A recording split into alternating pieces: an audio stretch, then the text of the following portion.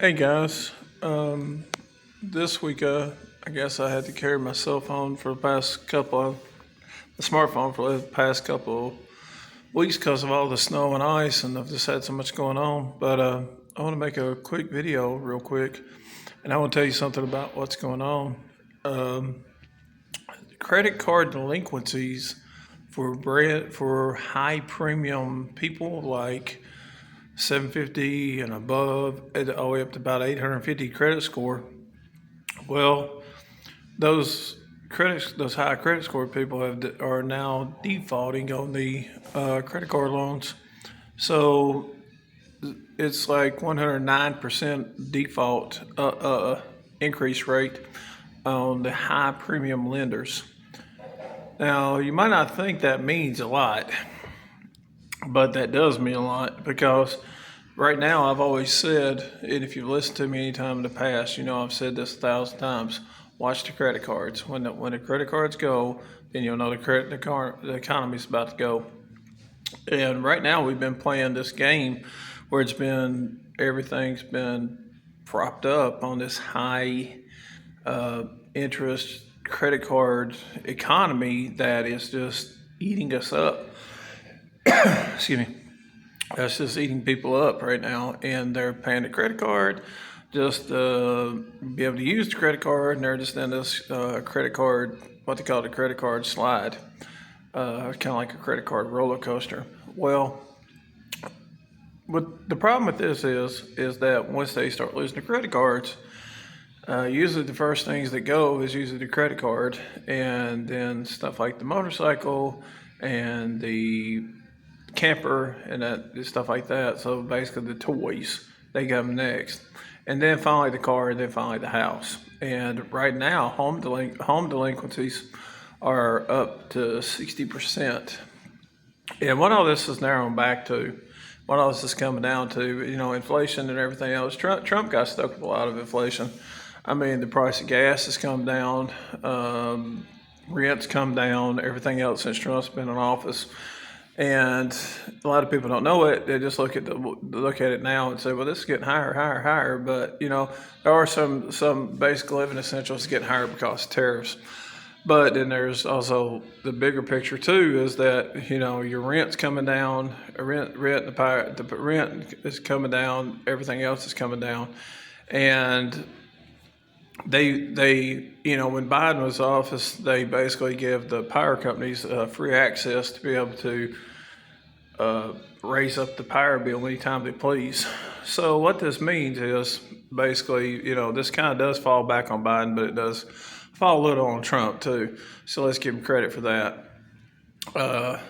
But it all comes down to this basically, and this is just one big way it works. Is the banks, the BlackRock and the big banks and all them, they're wanting to steal every single penny you got, basically, and they're wanting to basically rent it back to you. And they're going to get it in with subprime lending, and they'll turn around and destroy everybody, and then they'll do subprime lending and rent it out to you. A firm and them will just explode in popularity, lots of different things. Because the buy now pay later plans, they'll just explode in popularity because they're so good to deal with, and it'll just be high lending rates. The economy is just buy everything I can see inside economy. So basically, we're all getting screwed in many, many different ways, and you got to understand that. So just look at it, pay attention to it, but yeah, you'll start to see it decline very fast now after this whole thing. And credit card companies are, Trump's going to do this 10% interest rate thing. And when he does this 10% credit card interest rate thing, it's also the banks have already said they're going to respond by not giving people credit cards and lowering down credit card limits. That's how they've already said they would respond to that. Because one of the reasons why they give you higher interest rates is because they give you the higher interest rates based on how much of a risk you are. So if you don't pay them, and they give you a low thing to start with, $500, $200, excuse me, then you get hit in the head. Then if they get hit in the head, they don't take as much of a loss because they're hitting you with higher credit limits, higher interest rates.